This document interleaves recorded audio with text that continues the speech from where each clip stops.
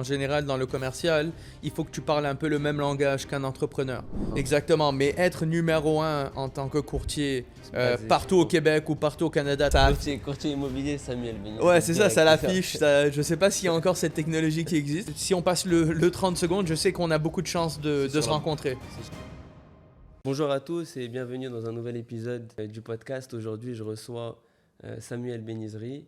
Merci beaucoup, Sam, d'avoir accepté mon invitation pour cet épisode.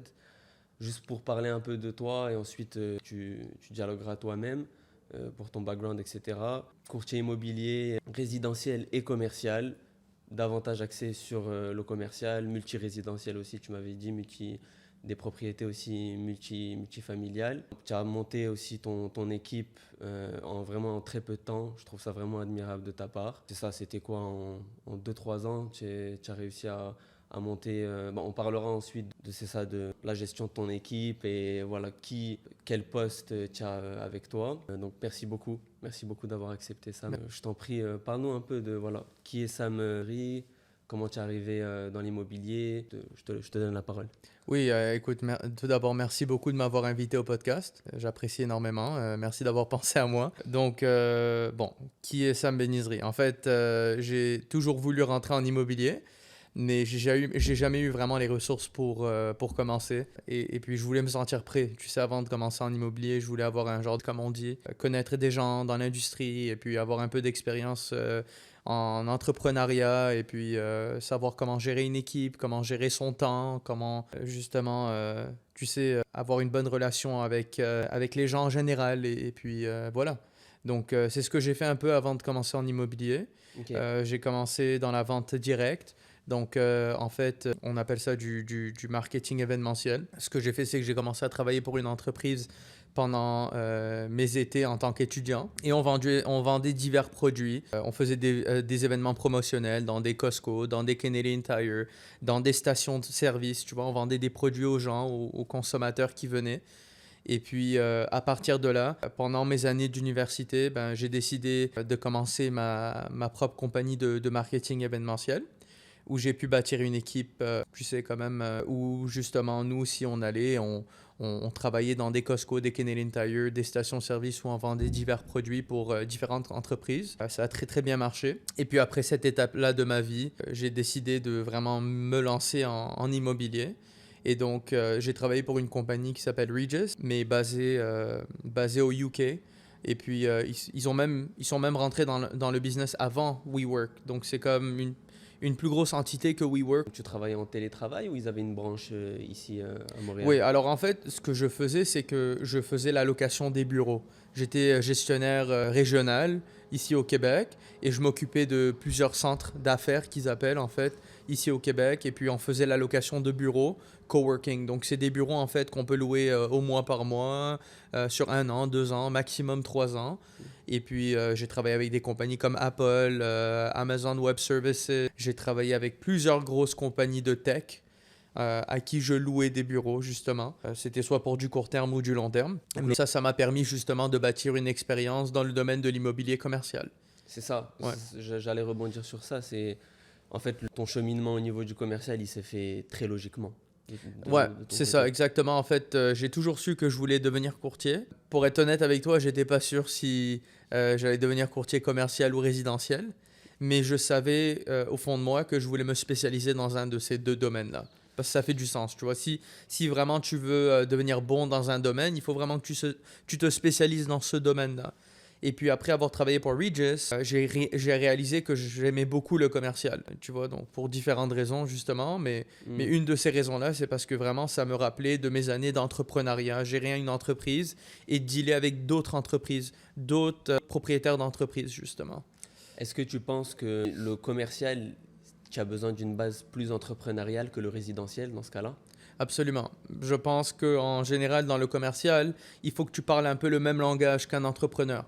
Parce que c'est pas mal ce type de personnes-là que tu vas côtoyer jour après jour. Tu vois, quand quelqu'un loue un local commercial ou achète un immeuble commercial ou multirésidentiel ou industriel, c'est comme une étape dans leur vie qui définit un peu leur succès. Tu sais, donc par exemple, une compagnie qui va louer un espace commercial, c'est une grosse étape qu'ils ont franchie dans dans leur carrière en tant qu'entrepreneur. Donc, souvent, ils aiment dealer avec quelqu'un qui comprend un peu leur point de vue. Tu vois, et qui comprend un peu le domaine et qui sait c'est quoi. Et puis, de ma part, quand j'ai bâti mon entreprise de marketing événementiel, tu sais, j'ai vu des beaux jours et j'ai vu des jours qui étaient moins bons. Et puis, j'ai commencé avec un local et puis j'ai terminé avec un différent local. Tu sais, donc, en fait, j'ai vu un peu toutes ces étapes-là qu'un entrepreneur doit voir lorsqu'il ouvre une entreprise. Et puis, tu sais, je comprends un peu d'où ils viennent, en fait. Comme tu te mets un peu à leur place et comme tu as vécu aussi tout ce domaine entrepreneurial. C'est quoi parce que, en fait, ce que j'aimerais dans cet épisode-là, c'est vraiment qu'on on familiarise, tu sais, on verbalise un peu les termes commerciaux parce que moi-même, je ne connais pas du tout le domaine commercial. Ouais, Je suis vraiment plus dans le résidentiel. ouais. Donc, comment tu différencierais par exemple, comment tu mettrais le mot commercial sur une entité? Qu'est-ce qui est commercial en fait dans l'immobilier? Ouais, très bonne question. Donc, alors, commercial, bon. Alors, dès que tu vois un immeuble qui a vocation commerciale, C'est vaste comme oui, mot. non, c'est ça. Ben, en fait, ce qui est très intéressant du domaine commercial, c'est que tu as plusieurs avenues dans le commercial. Tu vois, donc tu as un immeuble, par exemple, qui est commercial. Tu peux avoir un immeuble qui est, alors, 100% commercial, ou tu peux avoir un immeuble qui est semi-commercial. Ok. C'est-à-dire, tu vois, tu as par exemple 50% en plus de l'immeuble qui a vocation commerciale, et puis le reste peut être des appartements au-dessus. Tu vois, tu en vois beaucoup comme ça au plateau. Au Mont-Royal, tu auras un resto, une boutique au rez-de-chaussée, et tu auras des appartements, quelques appartements au-dessus, tu vois. Donc, c'est ce qu'on appelle un immeuble semi-commercial. Ensuite, par exemple, tu as une tour à bureau. Tu sais, donc voilà, un immeuble à bureau comme le Westmount Square. Ça, c'est 100% commercial. Ça, c'est du 100% commercial, un immeuble à bureau. Tu as également des propriétés industrielles. Et lorsque ça vient aux immeubles à logement, dès que c'est commercial, ben c'est un immeuble qui est plus que 5 logements. Ok. Donc, Ouais, voilà. en faisant de la prospection, c'est vrai Ouais. que ça, tout de suite, C'est 5 logements et plus, en fait. ils te le mettent tout de suite en valeur, le 5 logements et plus. Voilà, 5 logements et plus, c'est considéré du commercial. Donc, c'est sûr que ça peut porter à confusion, parce que des fois, là, des clients vont me demander, est-ce que tu fais du commercial? Je leur réponds oui. Hmm. Et un mois plus tard, ils me disent, ah, est-ce que tu vends aussi des immeubles à logement? Mais je leur dis, ben oui, c'est considéré du commercial. Donc, c'est là où, des fois, ça peut porter à confusion. Parce que inconsciemment dans la tête d'une personne, j'imagine que quand tu parles d'appartement, tout de suite, il le classifie dans résidentiel. Je ne sais pas si tu vois ce que je veux dire. Donc, Exactement. c'est juste les différences entre les deux. Quelle autre différence tu vois entre le résidentiel et le commercial à peu près? Ou est-ce que c'est vraiment 5 logements et plus, les différentes branches, comme tu as expliqué, industrielles, Ouais, etc. je te dirais que c'est vraiment ça. En fait, ça sera plus simple si je te réponds en te disant qu'est-ce qui est considéré du résidentiel. Ok. Tu vois, du résidentiel, bon, tu auras un appartement, un condo, tu as une maison, tu as un duplex, un triplex, un quadruplex, tu vois, une maison de campagne. Tout ça, c'est considéré du résidentiel, tu vois. Mais tout ce qui sort de ça, en fait, c'est considéré du commercial en général. Ok. Donc, lorsque tu vends, par exemple, un immeuble qui a 5 logements et plus, c'est considéré du commercial. Ok, parfait. Au niveau de la différence entre les deux, au niveau des taxes, parce que j'aimerais bien comprendre aussi la différence de taxes, parce que sur des listings, on va parler d'ailleurs d'un listing un peu plus tard, il y a souvent, pour commercial, c'est toujours TPS TVQ, alors que le résidentiel, sur les listings, dis-moi si je me trompe, mais je vois très rarement de TPS TVQ. Oui. À moins que ça soit une nouvelle construction peut-être. Donc, pour répondre à ta question, ça arrive souvent lorsqu'une entreprise vend justement la bâtisse, parce que souvent, lorsqu'on a des propriétés commerciales, c'est une entreprise qui possède l'immeuble. Et donc, et ce que les gens doivent comprendre aussi, c'est que lorsqu'une entreprise vend à une autre entreprise, donc par exemple, si je vends un centre commercial et qu'on ajoute la TPS TVQ, il y a une forte chance que c'est une autre entreprise qui achète le centre commercial. Et donc, arriver chez le notaire, puisque justement le vendeur a des numéros de taxes et que l'acheteur a des numéros de taxes également, ben, au final, il n'aura pas à payer ces taxes-là Ok. au moment de la signature chez le notaire. Tu vois, donc la raison pour laquelle c'est taxé, c'est justement parce que oui, c'est du commercial, mais en même temps, souvent, lorsque tu vas aller chez le notaire et que c'est une autre compagnie qui rachète justement l'immeuble commercial, le notaire en prend soin et puis au moment de la signature, il n'aura pas à payer sa TPS TVQ. Ok. Ouais. Bon, Sur la nouvelle construction également, oui. En effet, lorsque c'est un développeur qui vend les condos, tu vas remarquer que, par exemple, si Rivia vend un condo sur plan ou quoi que ce soit, ben, ils vont ajouter la TPS TVQ également là-dessus. ouais, très clair. Mais en général, dans le résidentiel, tu ne verras pas que les taxes sont chargées. Parfait. J'aimerais qu'on parle, on en avait discuté aussi un peu en avance, au niveau de la gestion de ton équipe. Oui. Donc, toi, ça fait combien de temps que tu travailles chez Keller Williams? Ça fait... Alors, moi, j'ai commencé à Keller Williams depuis le début. Ok, J'avais un copain à moi, justement, avec qui j'avais travaillé auparavant, qui avait rejoint Keller Williams et c'est devenu lui-même un investisseur immobilier. Il a plus que 300 portes. Et j'ai vu son parcours, j'étais vraiment étonné. Et puis, bon, c'est quelqu'un à qui je fais beaucoup confiance et c'est un ami. Donc, il m'a dit, regarde, va chez Keller Williams, je te dis tout de suite, superbe agence. Tu sais, vraiment, c'est une belle compagnie avec un bon réseau, des bureaux un peu partout dans le monde. Je dis, tu sais quoi? hmm, Je vais y donner une chance. Et c'est la seule entrevue dans laquelle j'ai été. C'est la première compagnie que j'ai joint et je suis avec eux et- depuis jusqu'à aujourd'hui. Et j'ai pas regretté, tu vois, parce que vraiment, c'est une hmm, bonne ambiance, un bon esprit d'équipe. Tout le monde s'entraide. Même si j'ai moi-même mes bureaux à Westmount, tu sais, j'ai mes bureaux avec mon équipe. Je suis toujours en contact avec mes collègues. On s'échange des clients, on fait des deals ensemble. Et puis, c'est une bonne ambiance d'équipe, tu vois. C'est un ouais. bon mindset. Et puis, même la compagnie en tant que telle, elle a de très bonnes valeurs. Donc, j'ai beaucoup aimé ça, tu vois. Et je pense pas que je suis très content où je suis en ce moment. Comme on dit toujours, on change pas une équipe qui gagne. C'est ça. Quand tu es bien, ça sert à quoi de changer en vrai? Pour le moment, je suis très content. Donc, ouais. C'est quoi pour expliquer aux gens qui... Parce que je peux comprendre, des fois, il y a des gens qui disent, OK, ce courtier-là, il est dans une bannière, mais il a sa propre équipe. Comment tu pourrais expliquer ça en même temps? C'est quoi les rapports c'est quoi les rapports que tu as avec Keller Williams et en même temps, tu as pu créer ton équipe, tu es Oui. affilié à eux. Comment tu expliquerais ce lien? Alors, c'est une très bonne question parce que c'est une question que je me posais également au début lorsque j'ai joint Hmm, l'équipe.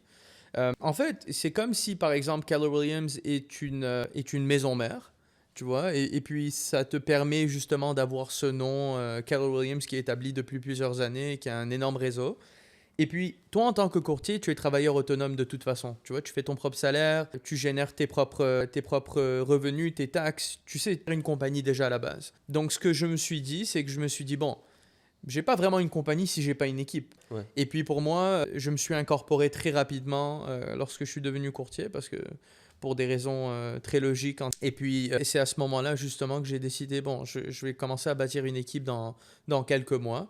Et lorsque tu bâtis une équipe sous Keller Williams, c'est comme si tu gères ta propre entreprise. Keller Williams est là pour te supporter justement en termes d'administration et tout ce qui a rapport justement avec, tu sais, gérer en fait, comment je pourrais te dire, une bannière immobilière, tu vois. C'est ça, en fait, tu es sous le protectorat C'est de ça, la exactement. bannière, mais en Exactement. même temps, tu as toutes tes libertés. Exactement. C'est comme si, par exemple, j'ai été en meeting avec un wealth manager et lui, tu vois, il est sous la bannière d'Industriel Alliance, mais il a sa propre équipe. Ou par exemple, des fois, tu vas trouver des wealth managers qui sont sous RBC ou Une banque, autre par banque. exemple. Donc la banque, en fait, c'est comme si elle protège cette entité-là et puis elle s'assure que tout se fait bien, tout se fait professionnellement, Mm. mais tout en gérant ta propre équipe, tu vois. Est-ce que tu as des obligations envers eux ou c'est vraiment toi qui gères ton équipe à 100%? Donc, je te dirais, dans le day-to-day, je fais ce que je veux. Ok. J'ai la liberté de prendre mes décisions, mes propres décisions exécutives, mon marketing. En fait, tout ce que je fais, je peux le faire à ma manière. Mm. Mes seules obligations envers Keller Williams, c'est que j'ai des frais d'administration à payer à chaque année. Ce que je fais. Comme toute agence, Exactement. j'imagine. Exactement. Et puis, en fait, il s'occupe de toute la légalité autour de mon entreprise et puis toutes les relations envers l'eau, Mm. tu vois, et etc. Donc, personnellement, moi, je déteste le côté administratif Ouais, du business. tu n'es pas le seul. J'essaye d'être de mieux en mieux là-dessus. Mais Keller Williams m'aide beaucoup avec ce côté-là. Donc, ça m'aide beaucoup à me focuser justement Sur le concret. sur le concret, voilà, sur les clients, etc. Et puis, d'un côté, Mm. gère tout le côté administratif. Parce que souvent, on me pose la question, pourquoi est-ce que tu ouvres pas ta propre banque? Pourquoi est-ce que tu ouvres pas ton propre bureau, ta propre agence? C'est parce qu'en fait, je veux pas m'ajouter plus de côté administratif de mon côté. Mm. Et je préfère faire partie d'une grosse bannière à l'international. Et puis, ce qui est intéressant avec Keller Williams également, c'est que si, par exemple, j'ai un client commercial qui veut grossir aux États-Unis, en Europe, À 100%. je peux justement prendre le téléphone et appeler un courtier qui est déjà fort et sur le terrain en Europe ou aux États-Unis pour m'aider justement avec mon client ici basé à Montréal ou au Canada. Et c'est tout l'avantage d'être dans une bannière, c'est ça, internationale. Exactement, ça t'ouvre aussi des portes Oui, dans d'autres villes, dans d'autres pays, ben dans oui. d'autres continents. Et je suis une personne qui est très compétitive aussi, donc ça te permet justement d'avoir ce côté compétitif parce que tu compétitionnes amicalement, mais tu compétitionnes quand même avec d'autres courtiers à l'échelle internationale. Donc tu vois tes rankings, tu es numéro 1 au Québec, tu es dans le top 5 au Canada. Comment ça se passe ça d'ailleurs? Parce que j'ai essayé de me renseigner, mais comme c'est comme au foot par exemple, il y a un, je sais pas, il y a un l'UEFA pour l'Europe où il y a la FIFA genre qui réglemente ça ou Non, alors en fait, tu vois, parce que souvent tu vas avoir beaucoup de courtiers qui disent il est numéro 1. c'est ça, parce que Right. je vois souvent, lui, il est numéro 1 au Québec, mais c'est quoi les critères? C'est basé sur quoi? Il y en a beaucoup de numéro 1, mais de la manière que ça fonctionne, c'est que c'est basé sur justement l'agence dans laquelle tu es. Tu vois, donc on parle de milliers d'agences, d'agents Hmm. dans l'agence, tu vois. Et puis, lorsqu'on dit qu'on est numéro 1 au Québec ou numéro 5 au Canada, c'est basé sur notre agence. Maintenant, quand on parle de plusieurs agences, justement, que justement tu es numéro 1 parmi plusieurs agences, ça c'est plus rare. Je te dirais que souvent, ce que tu vas voir par contre, c'est que tu vas voir un courtier, par exemple, qui a fait la plus grosse transaction au Québec. Ouais, mais ça c'est reconnu parce que C'est tu ça. sais c'est quoi les transactions qui ont été faites au Québec. C'est répertorié, etc. Exactement, mais être numéro 1 en tant que courtier C'est basé sur partout au quoi? Québec ou partout au Canada à travers toutes les agences, tu sais, c'est plus difficile à savoir parce que des fois, tu as des agents qui sont indépendants. Tu sais, donc tu connais pas vraiment leurs chiffres. Combien de transactions ils font par année, Exactement, combien de deals ils amènent sur la table. exactement. Il y a tellement de critères pour les courtiers, j'imagine. En Ouais, plus, tu as le résidentiel, tu as le commercial, industriel.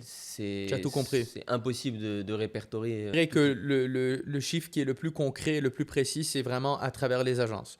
Donc, par exemple, tu vas avoir un courtier qui est le numéro 1 au Québec, mais c'est de son agence, tu Ok. vois. Et là, ça fait du sens parce que l'agence, elle garde justement un répertoire de Hmm. toutes les transactions qui se font. Ils ont un database. Tu vois, ils ont ce côté qui, justement, fait toutes ces recherches-là parce que c'est important quand même pour les courtiers de savoir où ils sont rendus dans leur carrière. Ils aiment justement savoir que, bon, tout leur travail a été mérité. C'est spécial comme métier parce que c'est très compétitif, mais en même temps, il y a beaucoup d'entraide. Parce que Ouais. vous êtes obligé de vous aider entre vous pour conclure des deals. Si par exemple, il y a un courtier qui vient te voir, toi, tu as peut-être le client qu'il lui faut ou tu as le listing qu'il lui faut. Donc, c'est compétitif, mais en même temps, vous êtes ensemble, quoi. Ouais. C'est ça que je veux dire. C'est pour ça que je dis toujours de garder une bonne relation avec tous les courtiers. Mm. Tu vois, parce que tu sais jamais lorsque ce courtier aura le listing que ton client veut vraiment. C'est ça. Et puis tu veux pas être la personne qui dit à ton client, écoute, je m'entends pas avec ce courtier-là, désolé, je peux pas te représenter dans cette transaction. Mm. Donc tu veux pas être en conflit d'intérêts. Au contraire, tu veux être en bonne relation avec tout le monde. Et puis de mon côté, tu sais, j'aime que le courtier collaborateur sente que c'est une transaction facile avec moi. Tu vois, dealer avec Sam Benizri, c'est facile. Tu auras pas de soucis, tu peux lui faire confiance. Tu sais, j'ai closé un deal avec un courtier récemment et il m'a même pas envoyé de termes écrits. En fait, il m'a même pas envoyé d'entente écrite. Il m'a référé un de ses clients en fait en commercial Ok. et puis il m'a dit Sam, je te fais confiance. Tu vois, et puis généralement, lorsqu'un courtier te réfère un client, tu lui donnes une référence, tu vois, tu lui donnes un pourcentage de référence pour le remercier qui Ok. t'a référé ce client. Et c'est ce qu'il a fait, il m'a envoyé un client et on s'est entendu au téléphone sur un pourcentage et je lui ai dit, ok, ben envoie-moi ton document, je le signe, et c'est bon. T'inquiète pas, je te fais confiance. Et puis c'est ce qui s'est passé, il m'a envoyé le client et j'aurais pu être un courtier malhonnête Mm. et garder toute la commission pour moi, mais au contraire, je me suis dit que je suis là pour le long terme et je veux pas être malhonnête, je veux être quelqu'un d'honnête, j'ai des valeurs. Et donc, je lui ai signé un chèque et je l'ai envoyé par la poste.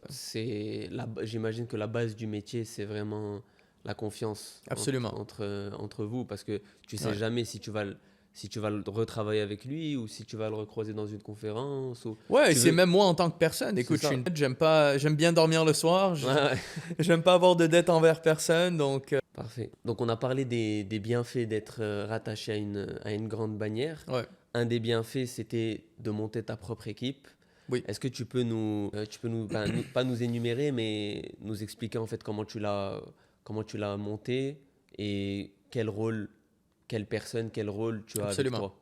Écoute, je vais pas te le cacher, mais tu sais, l'équipe que tu as le premier mois que tu bâtis une équipe n'est pas nécessairement l'équipe qui va te suivre tout au long de ta carrière. Tu vois, c'est la première fois que je peux te dire en ce moment que j'ai une équipe qui est solide Ok. et je sais qu'il va me suivre jusqu'au bout. Mais ça a pris beaucoup de trials and errors, comme on dit en anglais. Ça a pris beaucoup de tests et de voir quel type de personne et quel type de courtier je recherchais dans mon équipe. Et puis, c'est un peu ça en fait en ce moment. Ce que j'ai décidé de faire en grandissant l'équipe, c'est que j'ai attribué un territoire à chaque membre de l'équipe Ok. basé sur où ils demeurent et où ils ont grandi. Tu vois? Ah, c'est smart ça. Ouais, parce qu'en fait, tu vois, par exemple, moi j'ai grandi dans Notre-Dame-de-Grâce.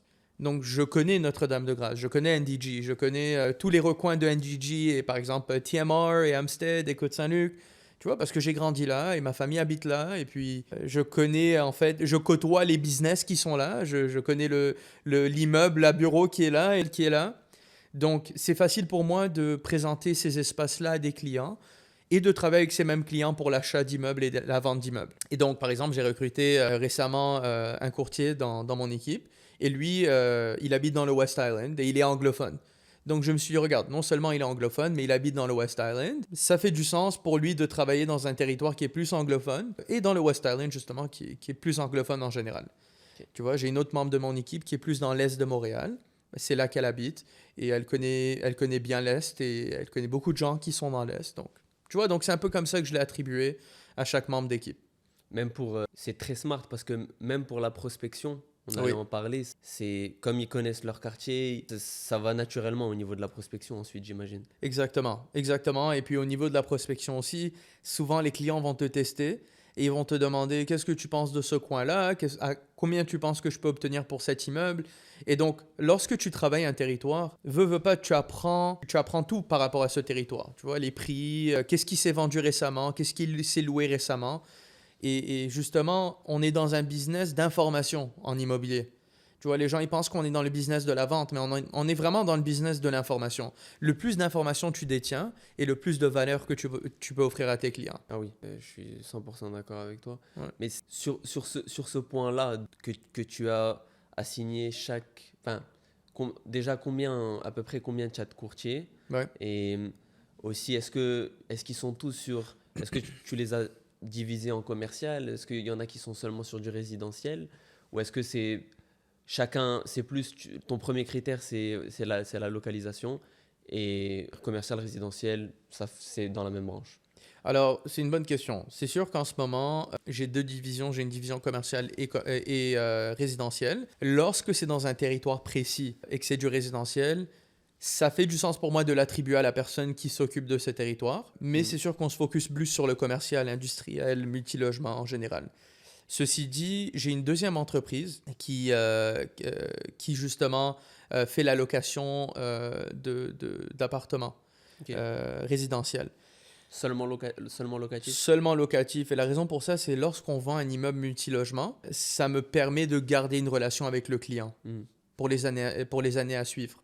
Et donc, le moment où le client veut vendre son immeuble, ben, on a déjà un pied à l'intérieur de la porte, comme on dit, inside of the door. Et puis ça me permet justement de garder cette relation et de m'assurer que ce client, justement, nous engage pour la vente de l'immeuble C'est ou la l'achat suite, d'un autre immeuble. ouais, c'est la suite logique donc, tu trouves le client tu vends sa propriété, Ouais. Ou on fait l'achat. ou tu fais l'achat exact. Et après, on fait la gestion de la location des appartements. On ne fait pas la gestion immobilière, on fait la location des appartements. Dans cet angle-là, j'ai à peu près 4-5 agents qui travaillent pour moi. Et dans le côté commercial, j'en ai 4 qui travaillent pour moi à temps plein. Tu vois?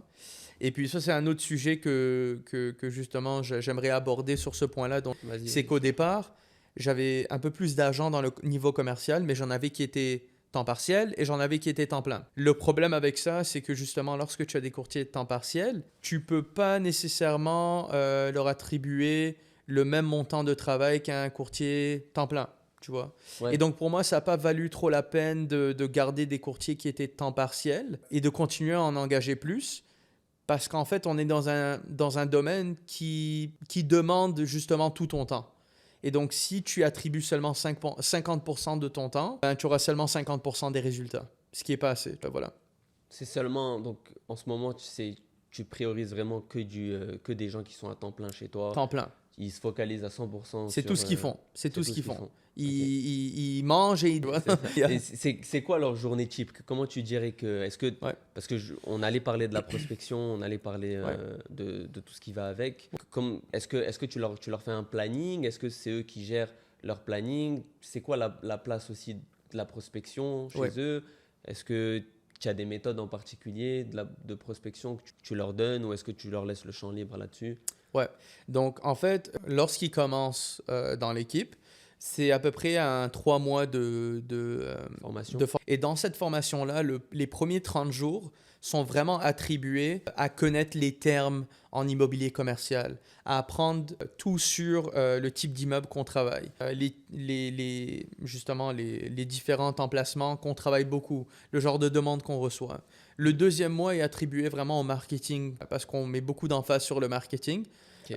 Ce qui n'est pas quelque chose de très commun dans le commercial jusqu'à présent. Dans le commercial, vraiment... On va en parler d'ailleurs. Ouais. Donc bref, on travaille le marketing le deuxième mois. Et puis dans le deuxième mois également, je commence à les intégrer un peu dans des visites. Donc ils me suivent justement pendant quelques semaines dans des visites, dans des discussions que j'ai avec des clients, dans des négociations, etc. Et le troisième mois, ils appliquent ce qu'ils ont appris les 2 premiers mois, mais en ayant vraiment un contact direct avec moi quasiment tous les jours, en Ok. fait. Donc voilà, c'est à peu près une phase de 3 mois. Durant ces 3 mois-là, je te dirais que la prospection est plus vers les 2 dernières semaines du troisième mois. Ok. Donc Tu dans vois? ta formation, c'est important plus tard, mais dans la formation, pour l'instant, le plus important, si j'ai bien compris, c'est vraiment te suivre, voir comment tu deals avec les Oui. clients, la localisation, enfin, tout ce que tu as construit en fait. Apprendre le produit, tu vois. Et puis, c'est très, je garde la prospection pour la fin. Pourquoi? Parce qu'en fait, la prospection, c'est le plus important. Ok. Tu vois? Et je garde toujours le plus important pour la fin. Pourquoi? Parce que de un, je veux les tester. Je veux voir si c'est des courtiers de un qui vont bien aller avec les valeurs qu'on cherche. Et puis, tu sais, on a quand même des standards également qu'on recherche. Et puis, c'est pour ça que de mon côté, je préfère avoir pour le moment une plus petite équipe qu'avoir 50 personnes. Tu vois? Parce qu'on veut de la qualité plus que de la quantité pour le moment. Et puis, à ce moment-là, ce qu'on fait pendant les 2 mois et demi, les premiers 2 mois et demi de formation, c'est qu'on s'assure que le courtier sache vraiment de quoi il parle avant même de prendre le téléphone et d'appeler un client. Et même à ce moment-là, il ne va pas tout savoir en fait. Il n'aura pas toutes les réponses, mais au moins à ce moment-là, il aura un peu plus de confiance en lui ou en elle. Mhm. Et puis, j'aurai un peu plus de confiance en lui ou en elle également pour aller utiliser mon nom et le nom de notre équipe pour justement se présenter et offrir nos services d'immobilier. Parce que c'est quand même c'est Samuel Benizri Immobilier. Exactement. Donc c'est sûr que quand ils prennent le téléphone, c'est toi qui es mis de l'avant tout de suite. Tout de suite. Tout de suite. Et puis, s'ils font une erreur, écoute, c'est pas grave, ça fait partie des fonctions d'un gestionnaire d'équipe, tu vois, pour le bon et pour le mal. Mais je veux m'assurer qu'il sache de quoi il parle, tu vois, si c'est un propriétaire d'expérience. Et c'est ça, en fait, aussi une autre différence dans le commercial et dans le résidentiel, c'est que lorsque tu approches un propriétaire commercial, il y a de fortes chances qu'il ait plus qu'un immeuble, tu vois. Quand tu contactes un propriétaire résidentiel, ben, tu sais, tu fais une transaction avec cette personne-là et c'est possible que tu la revois pas dans 3-4 ans pour la prochaine transaction, tu vois. Et donc, c'est pour ça que c'est très important d'avoir la première impression est très très importante. Et Parce comment que c'est tu- ça qui va déterminer si tu peux aller de l'avant et rencontrer cette personne-là pour conclure.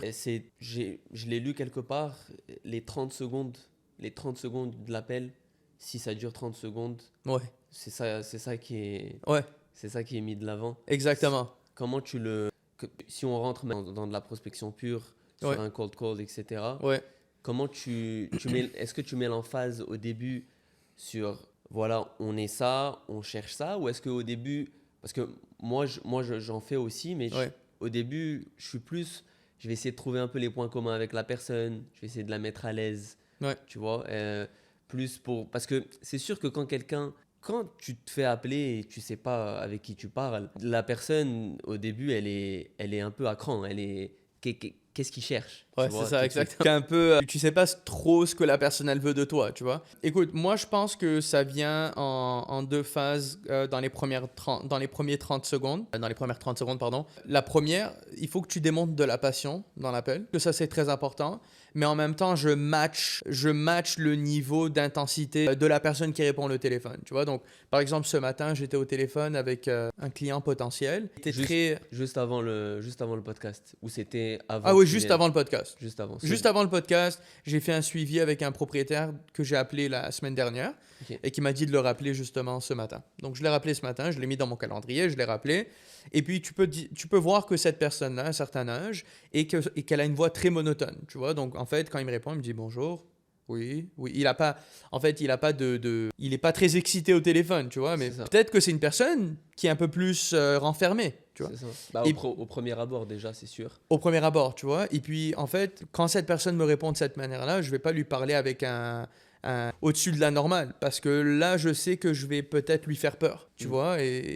Alors, j'essaye de matcher un peu l'excitement de la personne, quoi, tu vois. Tu Donc, matches l'intensité. Je match l'intensité, Même le ton de la voix, etc. Tout ça, le ton de la voix, tout. Ok. J'essaye de tout matcher. chaque détail hein, est vraiment intéressant. Exactement. Et Et- important, pardon. Exactement. Et puis, voilà. Alors, c'est un peu ça que je fais. Et puis, pour rallonger l'appel, pour arriver aux 30 secondes, j'essaye d'être en accord avec lui le plus possible. Tu vois, donc par exemple, si je l'appelle et qu'il me dit, ben écoute, moi, j'ai pas l'habitude de travailler avec des courtiers. Ben, je dis, écoute, moi, c'est totalement normal. Tu vois, je lui réponds comme ça, je lui dis, c'est totalement normal. Et tu sais, ce qui est drôle, c'est que la plupart des propriétaires avec qui on travaille n'ont pas l'habitude de travailler avec des courtiers. Ils font tout in-house. Ils ont déjà leur propre équipe de gestion et de location, etc. Et je lui donne des exemples. Tu vois, donc, je suis en accord avec lui, tu vois. S'il me dit cette phrase et que je commence à argumenter avec lui, que je lui dis, bah, écoute, non, t'inquiète pas, on est différents. Tu vois, je suis déjà en confrontation avec lui et je sais que l'appel va pas aller très loin. Tu vois, donc j'essaie vraiment de m'assurer que je suis en accord avec lui le plus possible Mm. pendant ces premières 30 secondes pour qu'il m'écoute. Tu vois, pour qu'il me donne son attention. Et à partir de ce moment-là, je sais que si on passe le 30 secondes, je sais qu'on a beaucoup de chances de C'est se sur la- rencontrer. C'est sur la bonne voie. C'est sur la bonne voie, exactement. Ok. Bah, pour renchérir sur ça, c'est quoi ensuite les étapes que tu prends pour, disons, éventuellement, disons que la personne est intéressée. Ouais. À partir de là, c'est quoi tes prochaines étapes? Ben, j'aimerais rencontrer la personne, tu Ok. vois, parce que je pense aussi qu'en même temps, la rencontrer va loin. J'ai jamais travaillé avec un propriétaire que j'ai pas rencontré.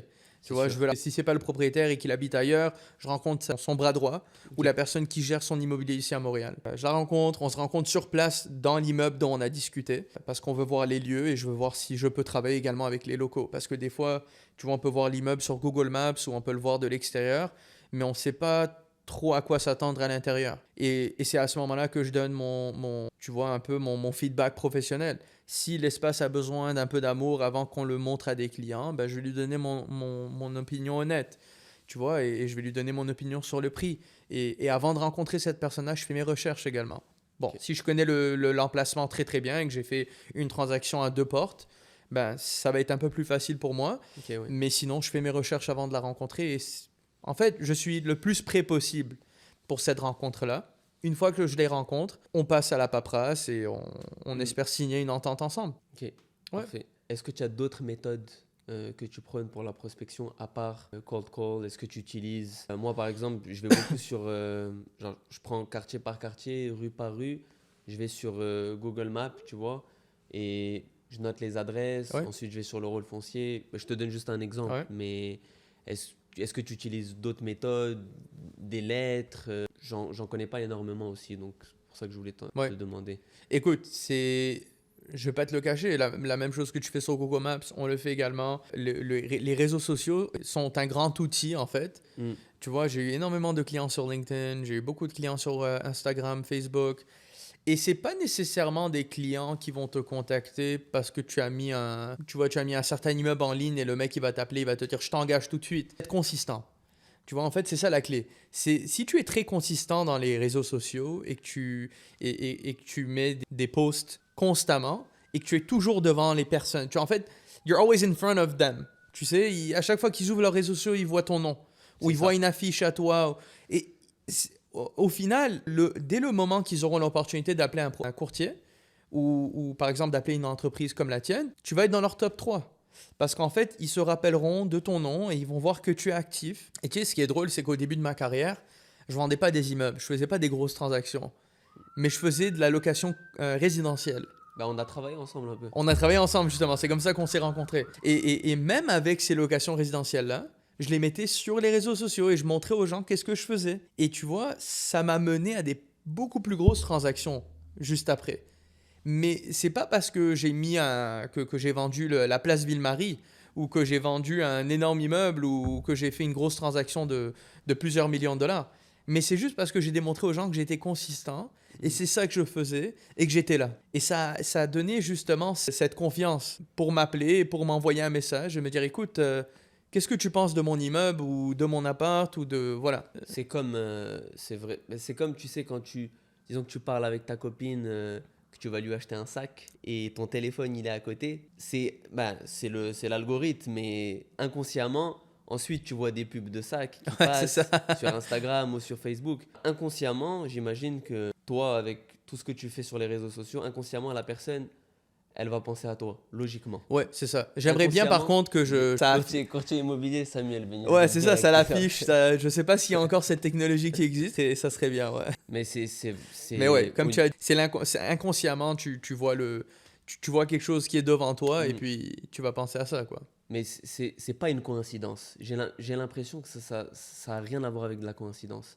C'est vraiment parce que tu as été consistant et moi aussi, genre, je le sais, je me dis que plus je vais poster, plus tu es... Par exemple, quand j'ouvre LinkedIn, tu vois, eh ben, je te promets que toi, tu es souvent dans mes 3 premiers posts. Ouais, tu es souvent dans mes 3. À chaque fois, je vois Samuel Benizri. Donc, ça fonctionne, tu vois. Ben, c'est ça. Et puis, ce qui est drôle, c'est que c'est ma femme qui m'a poussé à ouvrir un... Et je connaissais pas LinkedIn et j'ai commencé à avoir un profil LinkedIn et graduellement, j'ai commencé à poster. Et puis, je suis à des événements de réseautage et j'ai des courtiers collaborateurs ou j'ai des propriétaires d'immeubles qui m'approchent et qui me reconnaissent de LinkedIn ou d'Instagram, tu vois. Et ça fait plaisir parce que je me dis, bon, ça fonctionne. Tu vois, et on investit des milliers et des milliers de dollars dans le marketing. Beaucoup de ce qu'on fait est dans le marketing, en fait. C'est quoi la place des réseaux sociaux en ce moment dans ton mes business? dépenses. Oui, dans tes dépenses aussi. Ben écoute, je pense qu'on est pas mal à 30%, entre 30 et à 40%. Tu vois, 30 à 40%, je te dirais que, ouais, on n'est pas loin du 40%, facilement. Mais écoute, au final, je suis obligé de le faire, tu vois. Ouais. Je suis obligé de le faire. Et on est dans un domaine où, justement, le plus de gens que tu peux toucher et le plus de succès que tu auras. Et la seule manière de le faire, d'après moi, c'est en faisant du marketing. Voilà. Est-ce que LinkedIn, d'où tes clients viennent le plus? Est-ce que c'est vraiment réparti sur tous les réseaux? Est-ce que TikTok tu utilises aussi? Non, pas encore, mais j'aimerais plus apprendre là-dessus. J'ai jamais été abonné à TikTok, mais ça peut être quelque chose éventuellement qui peut être intéressant parce que je trouve que sur TikTok, tu as beaucoup de courtiers résidentiels qui font très bien sur TikTok, mais il n'y a pas beaucoup de commercial. Et je pense que ça peut intriguer beaucoup de gens qui sont intéressés dans le commercial et qui ne savent pas ce qui se passe dans le monde commercial nécessairement, mais il y a beaucoup de choses intéressantes qui se passent dans le domaine commercial. Mais c'est la mode en ce moment, j'ai l'impression que c'est beaucoup... je vois beaucoup de courtiers, tu sais, plus tu te filmes, plus tu te montres, plus tu parles de ton business, plus logiquement ou pas, mais plus les gens vont être attirés par ce que tu fais. Plus tu es visible partout, plus tu auras des retombées. Tu vois, pour répondre à ta question, c'est un peu avec ça que j'ai struggle, c'est que j'aime pas me filmer, comment ça. J'ai pas souvent fait ça dans ma vie, dans ma carrière. Même sur mes affiches, tu verras qu'il n'y a pas ma photo. Okay. Et donc, c'est quelque chose sur lequel je dois travailler sur moi-même et commencer à être confortable à parler beaucoup sur la caméra et à montrer un peu ce que je fais à tous les jours. Et donc, TikTok, c'est juste ça en fait. Tu fais juste pas. C'est que du visuel. C'est que du visuel. C'est toi qui parles en fait. Ouais. Si c'est pas toi qui parles dans la vidéo, il n'y a pas grand-chose qui se passe. Donc, et puis, c'est ton branding aussi. Donc, c'est quelque chose sur lequel je suis devenu un peu mieux. Et puis, je pense que d'ici, sûrement l'année prochaine, je vais être prêt pour un... Moi, espérons. j'étais exact. Enfin, je suis toujours. Je suis comme toi. Ouais, Moi aussi, la caméra, les micros, etc. c'est ça. C'est vraiment pas ma tasse de thé à la base. Ouais, Mais j'ai l'impression qu'on est rentré dans une ère où les gens, ils sont pas vraiment intéressés à la lecture. Enfin, ouais, la majorité des gens, je te dirais, c'est vraiment que du scrolling, il y a tellement d'informations, ça va tellement vite ouais, que ça passe que du visuel et de l'audio aussi. ouais, L'audio, ça fonctionne bien aussi. Pourquoi aussi? Parce que l'audio, je trouve que tu peux faire autre chose en même temps. ouais. Tu vois, tu peux être dans ta voiture, tu peux écouter la radio, tu peux être au sport, tu peux faire tu peux travailler, tu peux écouter. Ouais. L'audio, c'est quelque chose, je sais pas si c'est quelque chose qui t'intéresse aussi, mais Un podcast juste audio, ouais. Je pense que, mais je pense que, comme tu l'as mentionné, le visuel, ça attrape vraiment l'attention des gens, plus que l'audio en général. Mais je pense qu'une fois que tu es établi dans le visuel, tu peux facilement devenir établi dans l'audio après. dans l'audio. Mais si tu commences dans l'audio, ça sera plus difficile, d'après moi. Tu vois, si tu commences dans le visuel et que tu as du bon visuel, après ça sera facile de transitionner dans l'audio. Tu vois, par exemple, au niveau du commercial, le visuel, ça serait vraiment fou. Ouais, Parce que tu peux montrer la bâtisse, tu peux faire comme des gros shots avec des drones. ouais, Parce que le commercial, je trouve, tu me dis si je me trompe, mais l'extérieur de la bâtisse, elle est beaucoup plus demandée que sur du résidentiel. Le résidentiel, les gens vont plus prioriser l'intérieur. ouais. Mais est-ce que sur le commercial, est-ce que c'est 50-50, tu dirais? Ça dépend. Tu vois, par exemple, dans l'industriel, l'intérieur compte plus que l'extérieur. Tu vois, souvent, tu vas avoir des vieilles bâtisses industrielles qui sont pourtant occupées par des gros locataires commerciaux industriels. Mais pour eux, c'est plus important d'avoir un intérieur qui est clean, une bonne hauteur de plafond, etc. Tout dépend. Tu vois, encore une fois, si c'est un IGA qui va ouvrir une localisation, l'extérieur est très important. Tu vois, parce que tu es dans le domaine alimentaire, donc tu veux montrer aux gens que tu as un espace qui est propre, qui est bien entretenu. Oui. Un restaurant, la même chose. Tu vois, si tu as un restaurant que de l'extérieur n'est pas très appealing, ça a l'air un peu sale, c'est sûr que tu auras un peu de doute avant de rentrer dans ce restaurant. Tandis que si tu as un restaurant qui est bien illuminé, qui a une belle entrée, tu vois, qui a une belle façade, c'est sûr que ça va plus t'inspirer à rentrer dans ce restaurant-là. Donc, je pense que ça dépend des domaines. Tu vois, Ok. une tour à bureau, par exemple, une tour à bureau peut avoir l'air très vieille de l'extérieur, mais peut avoir énormément de charme à l'intérieur et peut être très rénovée à l'intérieur. Donc, on voit souvent ces bâtisses-là, par exemple, sur Côte-des-Neiges ou sur des rues où des bâtisses sont très vieilles, mais l'intérieur est très beau. Ok. Ah, on peut parler, voilà, je voulais qu'on rentre un peu en détail sur un listing à Ouais. toi. On peut parler sur le même point. Alors, je suis en train juste de le sortir. Ouais. J'ai pris au hasard. Ok, c'est bon. J'ai vu, il y avait beaucoup de listings, Ouais. mais j'ai juste un, genre, qui m'avait l'air vraiment. Je voulais qu'on parle commercial. Ouais. Donc, alors, c'est le 920 rue Douglas, à Saint-Jean-sur-Richelieu. Ouais. Si tu veux peut-être juste parler un peu de ce listing-là en ce moment. C'est un listing qui est quand même très intéressant. C'est un ancien Pizza Hut. Ok. Et donc, ce qui est vraiment intéressant avec cet immeuble-là, c'est que ça peut permettre à une chaîne de restaurants de venir et de s'établir dans ce secteur qui est vraiment en pleine effervescence. Je veux dire, présentement, tu as des maisons à Saint-Jean-sur-Richelieu qui se vendent à 2-3 millions de dollars. Ça te Ouais. donne un peu une idée sur le type tu sais, de gens qui vont côtoyer ton business. Beaucoup de familles et tu as énormément de trafic qui passe par la rue Douglas parce que sur cette même rue-là, tu as plusieurs concessionnaires automobiles. Tu as également donc un grand signe qui donne face à l'autoroute. Ok. Donc, quelqu'un peut justement prendre ce signe-là et mettre leur logo dessus. Et puis, un aspect qui est très important à retenir sur ce listing-là, c'est que tu peux faire du drive-thru, du service à l'auto. Ah. Ce qui est très difficile à obtenir en ce moment. Hmm. Tu vois, les municipalités ne le donnent plus autant. Et puis là, ce qui est bien, c'est que c'est déjà là. Et donc, une compagnie, par exemple, comme Starbucks, qui a un peu fait un 360 sur leur business, recherche ce type d'emplacement-là avec drive-thru. Tu vois, et plusieurs entreprises comme eux le recherchent également. Donc, c'est comme une petite bâtisse sur un grand terrain de 40 000 pieds carrés. Et puis, il y a il y a énormément que tu peux faire là-dessus. C'est ça, j'allais te parler de la superficie parce que ça reste quand même 40 000 pieds carrés. 40 000 pieds carrés, je vois à peu près ce que ça donne. Mais c'est quoi la proportion avec la bâtisse?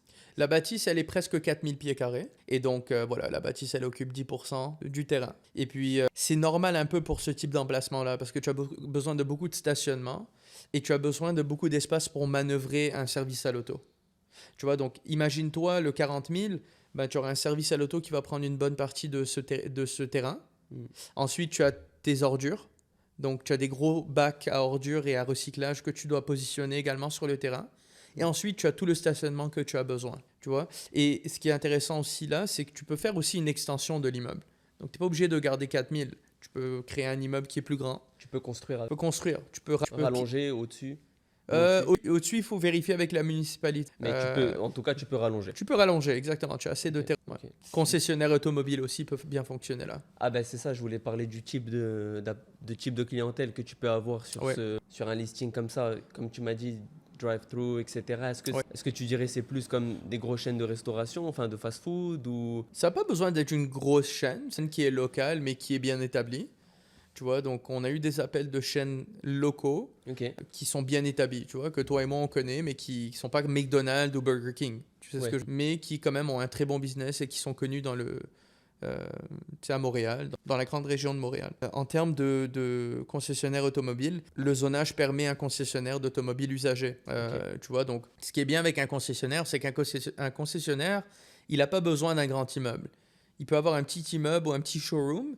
Et le terrain, s'il est grand, ben, ça lui permet de stationner ses véhicules. Donc, ça peut être une idée aussi. Une bonne idée, tu vois. On a un concessionnaire, en fait, qui a acheté le terrain juste à côté de nous. Un gros concessionnaire. Donc, c'est ce genre de rue-là où tu retrouves tous les gros concessionnaires, en fait. Donc, c'est à vendre.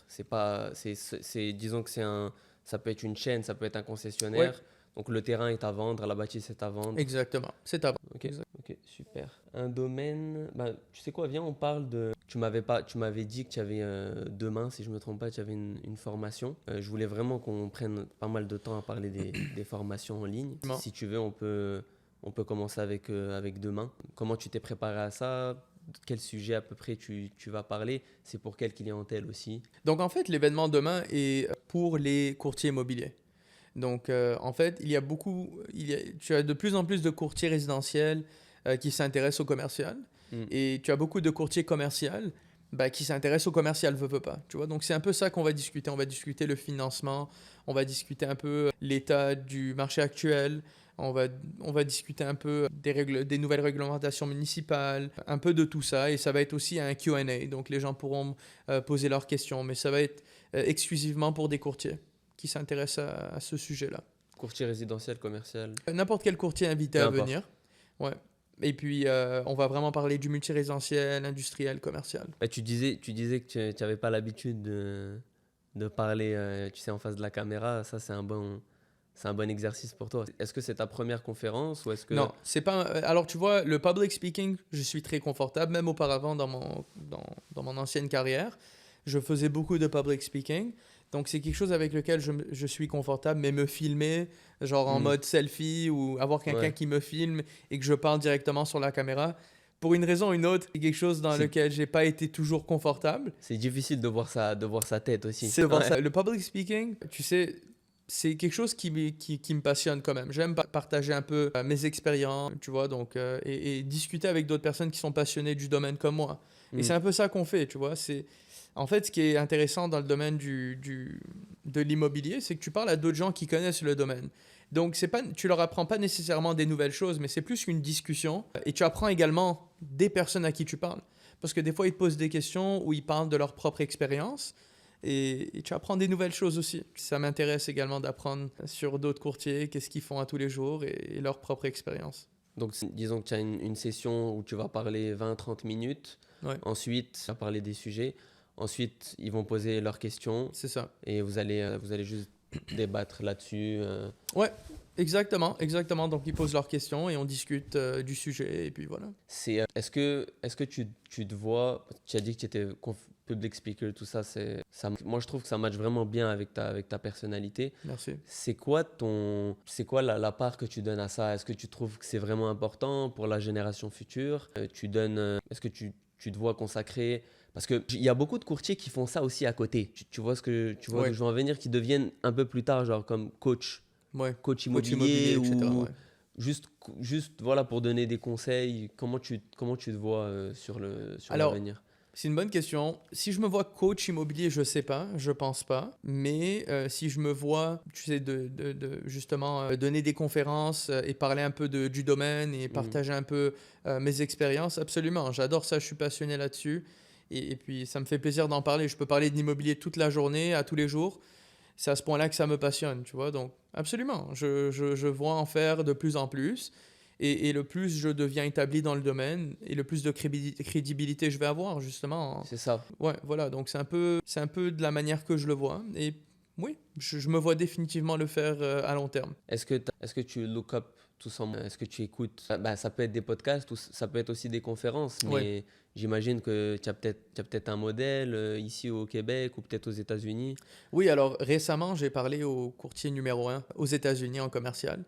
Il a Courtier numéro un de sa bannière, de de tout tout. le monde. Ben, tu vois, aux États-Unis, ils sont forts là-dessus. Ils ont vraiment. Ils arrivent à classifier. Ils arrivent à classifier. Je pense qu'ils sont un peu plus avancés que nous là-dessus parce que bon, le domaine commercial est très établi là-bas et très actif. Mais je veux dire, lui, il a clôturé plus que 24 milliards de dollars en chiffre d'affaires durant sa carrière. Donc 24 milliards, c'est énorme. C'est Ouais, c'est une légende. C'est une légende. Il vend des tours à New York, à Manhattan. Euh, son nom. Son nom, c'est Bob Knackle. Ok. Robert Knackle, tu vois. Et j'ai discuté avec lui récemment. On a parlé ensemble et puis il m'a partagé plusieurs présentations qu'il a fait. Et puis on se parle ici et là. Super. Et mon objectif, je te dirais, en début d'année prochaine, c'est d'aller le rencontrer à son bureau à New York et juste de discuter avec lui, de voir un peu quel type d'opération il a. Et tu m'as parlé justement de l'entreprise dans Mhm. une entreprise. Moi, j'ai mon équipe justement à l'intérieur de Keller Williams. Lui, en fait, il avait son équipe à l'intérieur de Cushman & Wakefield, qui est une Ouais. compagnie, une agence immobilière commerciale. Ben, il a vendu son groupe à Cushman pour 100 millions de dollars. Ça veut dire qu'il était devenu pratiquement aussi gros que. Cushman, il vaut des milliards, tu vois, Ok. mais je veux dire, il leur a vendu l'entreprise et il est resté au sein de Cushman comme team leader, justement, en tant que gestionnaire de l'équipe, mais il leur a vendu à 100 millions, tu vois. Waouh. Ouais, Et il a ouais, 24 milliards en chiffre d'affaires. ouais. C'est une. Il avait une centaine de courtiers qui travaillaient pour lui, je veux dire, tu sais, une grosse opération quand même, très grosse À opération. l'interne, ça doit être énorme, la gestion à l'interne. Énorme, énorme. Et puis, tu sais, ce qui m'intrigue vraiment de lui et ce que j'aime beaucoup de lui, c'est qu'il est très terre à terre. Il donne du temps à tout le monde. Tu vois, tu lui envoies un email, il va te répondre. Il va prendre le temps de répondre. Il va prendre le temps de te répondre. Il fait plusieurs podcasts à tous les mois avec divers entrepreneurs, tu sais, comme toi et moi. Donc, il donne son temps. Il donne son temps et peut-être que c'est parce qu'il est établi peut-être qu'il est dans cette étape de sa carrière où il préfère donner de son temps et partager ses connaissances avec la génération future. Hmm. Tu vois, parce que c'est quand même un homme d'un certain âge, mais qui paraît très bien pour son âge en tout cas, mais qui préfère donner de son temps maintenant et partager ses connaissances, tu vois. Mais est-ce que tu crois vraiment que c'est lui qui répond à chaque email, chaque message qu'il reçoit? Il doit avoir une équipe pour ça. C'est Non, pas... alors il a personnellement répondu à mes messages, à mes courriels, et puis bien sûr il a une adjointe. En fait, son adjointe, c'est drôle, elle va même ramasser ses vêtements chez le nettoyeur. Genre, Ouais. elle book ses rendez-vous au restaurant, Hmm. elle fait tout pour lui. Tout pour lui. Je pense qu'il a même plus qu'une assistante en fait, mais l'assistante à qui j'ai parlé après, tout pour lui. Ah, mais à son niveau, j'imagine que. Ouais, c'est quand même assez impressionnant. Tu l'as rencontré, est-ce que c'était à Montréal ou est-ce que c'était à. Donc je l'ai pas rencontré encore, on s'est juste parlé Ah, oui. en ligne, on s'est parlé Bah, par et puis c'est déjà mais incroyable. j'aimerais bien le rencontrer en début d'année prochaine. Tu vois, parce que bon, on approche la fin d'année pour les fêtes, etc. Donc Hmm. ça sert pas à grand chose de faire des plans présentement pour aller à New York et le rencontrer. Je suis sûr qu'il est très occupé aussi. Mais en début d'année prochaine, tu sais, quand on commence l'année, j'aimerais bien commencer l'année en le rencontrant. Ah, tu démarres l'année fort. Est-ce que tu as, à part lui, que ça soit, bah, pas forcément immobilier, mais est-ce que en ce moment, est-ce que tu as un livre en particulier que tu voudrais conseiller ou est-ce que tu es plus podcast ou ça peut être n'importe quoi, ça peut être une musique ou ça peut Ouais. être Écoute, un livre aussi. Il y avait un livre de Simon Sinek que j'ai beaucoup aimé. Et c'est un livre que j'ai lu il y a à peu près 4 ans, Ok. si je 3 ou Ok. 4 ans. Ok. Et ça s'appelle Know Your Why. Je sais pas si j'ai bien dit le nom, mais je suis pas bien sûr que c'est ça. C'est Know Your Why. On va le chercher. Et bon, ça parle de ton pourquoi. Et j'ai jamais compris ce terme-là jusqu'à temps que j'ai lu le livre. Et en fait, ça parle justement du fait que tout le monde fait quelque chose pour une raison, tu vois. Une raison qui est plus significative que l'argent, tu sais. Et c'est un peu mon parcours à moi. Savoir pourquoi est-ce que tu fais ce que tu fais. Et c'est ça vraiment qui va te pousser au succès, tu vois. C'est savoir c'est quoi ton pourquoi, en fait. C'est quoi ton why. Et puis, on parle de famille, on parle de situations diverses. Et puis voilà, moi ça a toujours été ma famille, ça a toujours été de rendre ma famille fière et vraiment build une famille moi-même un jour et devenir père de famille et donner l'exemple à mes enfants. Tu t'es marié il y a pas longtemps, Ouais, si je me trompe pas. je me suis marié. Félicitations. Alors voilà, c'est justement ça m'a même poussé mon why encore plus grand, tu vois, c'est plus haut plutôt. Ouais. Tu vois maintenant, voilà, mon why c'est pas seulement ma famille en termes de parents, frères, sœurs, mais c'est ma femme maintenant, tu vois, C'est ça, tu n'as pas seulement toi, mais ouais. tu as ta femme, éventuellement des enfants, etc. Exactement, ouais, Donc, ouais. c'est Alors, vraiment... ça a été un livre qui m'a beaucoup aidé dans mon cheminement, je te dirais. Parce que ça m'a vraiment permis de comprendre qu'il y a plus que juste une raison matérielle pour ce qu'on fait à tous les jours. Tu sais vraiment ce qui importe. Au final, tout ce qu'on fait, c'est bien, tu vois, faire de l'argent, c'est bien, mais au final, tu as ta famille, tu as des gens qui t'aiment, qui sont là pour toi, qui vont toujours être là pour toi. Et ces gens-là, c'est vraiment les personnes qui comptent le plus, tu vois. Le bien-être global, on va dire. Exactement, Parce que exactement. j'en parlais hier à ma mère, je lui disais pour être heureux, mais bon, c'est un terme global. Ouais, C'est pas seulement, comme tu disais, c'est pas seulement le travail, c'est pas seulement l'argent. Il y a tellement de facteurs qui rentrent en compte. La famille, le sport, la nutrition. J'imagine que toi aussi, genre, tu essaies d'avoir un équilibre global par rapport à ça. ouais, absolument. Écoute, tu sais, la gestion du temps, je pense, est un des plus gros enjeux pour n'importe quel entrepreneur. Trouver le temps pour toi, trouver le temps pour ton business et trouver le temps pour ta famille. Tu vois, c'est comme un peu jongler entre les trois. Et oui, tu sais, la première chose que j'ai dit, il faut trouver du temps pour toi. Tu sais, au final, il faut du temps pour toi. Parce que c'est important pour ton business, au fond, Ouais, c'est important pour ta santé mentale. et Tu ta vois. santé mentale. Et pour moi, mon temps, c'est le matin. Tu vois, je me réveille très tôt le matin et je vais au gym, je m'entraîne. Tu Et vas ça, le matin, toi, tu te lèves pour ça? ouais, je me réveille à 5h30 et puis j'essaie plus tôt des fois, mais c'est C'est difficile, c'est difficile. Mais c'est 5h30 fou. d'habitude, c'est mon temps. Mais à quelle heure tu dors pour te lever à 5h30? Parce que Euh, j'ai essayé de faire ça quelques ouais. fois, mais pour avoir le rythme, c'est... Très tôt, 10-11 heures, Ok, tu sais. ouais. 10-11 heures, je m'endors. Mais tu t'endors. Ah, je m'endors, ouais. C'est ouf. Moi, quand... Genre, t'as pas de facteurs externes, genre qui viennent, tu sais, par exemple, ton téléphone, tu le mets, est-ce que tu le mets en mode... je le mets en... il est automatique en mode sleep, Ah, do not disturb, à partir de 10 heures. ok, ouais. Tu vois, donc, tu sais, si quelqu'un t'appelle après 10 heures, écoute, il peut attendre le lendemain, demain matin. Tu vois, à moins que c'est une urgence. Tu vois, si c'est ma famille qui m'appelle après 10 heures, je sais que ça doit quand même être important, je réponds. Mais tu vois, bon, pour le travail et tout, ça peut attendre le lendemain matin. Ouais, bien sûr. Je pense que c'est quand même, ça fait du sens, c'est logique, tu sais. Donc, ouais, je m'endors tôt, mais je dors tôt, mais pas trop tôt. Mais je me réveille tôt, j'adore le matin. Le matin, pour moi, c'est un peu comme la sérénité, tu vois. C'est Mm. calme, il n'y a personne qui te dérange. Tu vois, même un dimanche matin, j'adore me réveiller tôt. Parce qu'en fait, le dimanche matin, je prends mon café, je suis relax, il y a pas grand monde qui est réveillé très tôt le matin, un dimanche.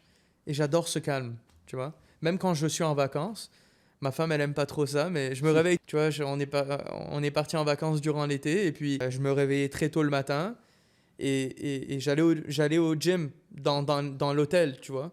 Et j'aimais ça, parce qu'il y avait personne. J'étais seul, C'est... et je prenais une petite marche sur la plage.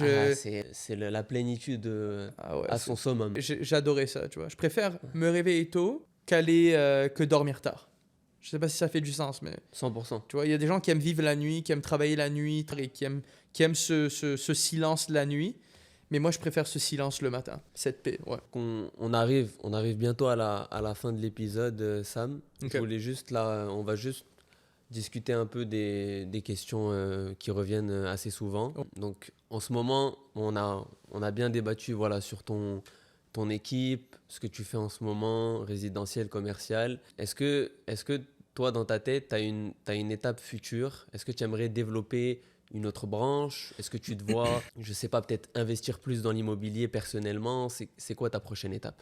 Oui, exact. Ben, écoute, moi, en fait, c'est sûr que j'aimerais grossir l'équipe et devenir la meilleure équipe de source pour tout ce qui est l'immobilier commercial, multirésidentiel, industriel. D'un côté personnel, c'est sûr que oui, j'aimerais grandir un portfolio immobilier parce que c'est sûr que lorsque je vois un de mes clients vendre un portfolio et justement prendre sa retraite et pouvoir justement offrir une vie assez incroyable à sa famille, à ses proches, c'est sûr que ça m'inspire à faire la même chose. Donc je pense que ça va être un de mes objectifs futurs. Et voilà, étant dans l'immobilier, c'est sûr que tu veux toi aussi faire comme ce que tes clients font à tous les jours, tu vois. Avoir un beau parc immobilier et justement pouvoir créer quelque chose pour ton futur. Mais ceci dit, c'est sûr que je me vois dans l'immobilier pour le reste de ma vie, que ce soit en tant qu'investisseur ou courtier. En tant que courtier, grandir une équipe qui pourra justement se focuser sur différents emplacements à Montréal et voilà. Avec l'immobilier, ce qui est remarquable, c'est que il y en a, mais c'est un des rares métiers où tu fais de l'argent en dormant. C'est surtout les investisseurs, ben, un peu moins vous les courtiers, Oui, mais comme tu disais, rester aussi longtemps que tu peux dans le domaine, c'est par cette étape-là que ça passe, j'imagine. c'est sûr. C'est sûr. Écoute, en tant que courtier, tu es juste aussi bon que ton dernier deal. Tu vois ce que je veux dire? Hmm. Donc, il faut toujours se rappeler ça. Mais lorsque tu investis en immobilier, ton immeuble te suit jusqu'à temps que tu le vends. Tu vois, et puis en achetant un, tu peux en acheter un deuxième, tu peux en acheter un troisième, et tu peux bâtir un beau parc immobilier de cette manière-là. Donc, oui, c'est bien beau d'être courtier, de faire des belles commissions et de faire des belles ventes, mais tu sais, à un certain moment, tu veux quelque chose qui soit plus passif, tu vois, et un investissement, le meilleur investissement passif, c'est l'immobilier. Je suis 100% d'accord avec toi. Dernière question avec toute l'expérience que tu as, je voulais juste que tu élabores un peu sur si tu aurais peut-être des conseils à donner à des gens qui veulent commencer, que ça soit dans la vente ou que ça soit dans l'immobilier, peut-être commencer une licence de courtage. Quel domaine quel domaine tu conseillerais? Est-ce que ce serait plus de commencer par le résidentiel ou se spécialiser résidentiel ou peut-être comme tu as fait un peu les deux et ensuite voir par quel domaine Ouais. tu as plus de relations avec. Écoute, je pense que peu importe ce que les gens vont faire, choisis quelque chose dans lequel tu es passionné. Ne le fais pas pour l'argent, ne le fais pas parce que c'est populaire. Tu Mm. sais, lorsque j'ai commencé en commercial, tous les courtiers à qui j'ai parlé m'ont dit, écoute, ça va prendre 5 ans pour que tu fasses de l'argent. C'est un domaine très difficile. Reste en résidentiel, ne rentre pas dans ce domaine. Tout le monde m'a dit de ne pas le faire, mais j'étais tellement passionné par ce domaine-là que je me suis dit, écoute, même si ça va être difficile, je suis passionné par ce domaine-là et je sais que je vais bien réussir parce que j'ai cette passion. Et donc mon conseil, c'est sois passionné par ce que tu fais, aime ce que tu fais et donne ton 100%.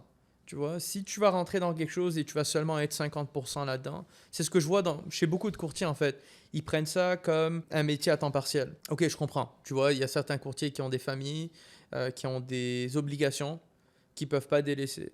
Et puis, je comprends ça à 100%. Mais en fait, l'enjeu là-dedans, c'est que si tu le prends à temps partiel pour trop longtemps, à un certain moment, ça va pas fonctionner, tu vois. Et donc, ça serait important que même si quelqu'un le prend à temps partiel au départ, qu'il a en tête qu'il va le prendre à 100% à un certain moment et qu'il se mette une limite, tu vois. Dans mon cas, à moi, lorsque j'ai commencé en immobilier, naturellement, j'avais un emploi à temps partiel, à temps plein, tu vois, en même temps. Et puis, je me suis donné une limite. Je me suis dit, à partir de cette date, je vais le prendre à temps plein. Et c'est ce que j'ai fait, j'ai respecté ma limite. Et c'est en faisant ça que j'ai pu vraiment développer ma carrière dans l'immobilier. Donc voilà, c'est la passion, c'est l'amour pour le domaine. Et c'est être consistant, c'est être à 100% dans le domaine. Tu vois, ça, je pense que c'est le plus important. On a bien résumé, Ouais. je pense, ce podcast. Merci beaucoup, Sam. Ça fait plaisir, merci à toi. Merci d'être parmi nous. Merci. Merci d'avoir partagé toutes tes Ben, c'est expériences, moi. tout ce que tu fais en ce moment. Donc, cet épisode touche à sa fin. N'hésitez pas à nous donner des suggestions, des commentaires, vous abonner si vous avez aimé le contenu. Si vous voulez voir quelqu'un en particulier sur le podcast, vous pouvez me contacter. Ça me ferait vraiment un plaisir de le contacter, de contacter cette personne-là. Je vous dis à la prochaine fois et merci à tous.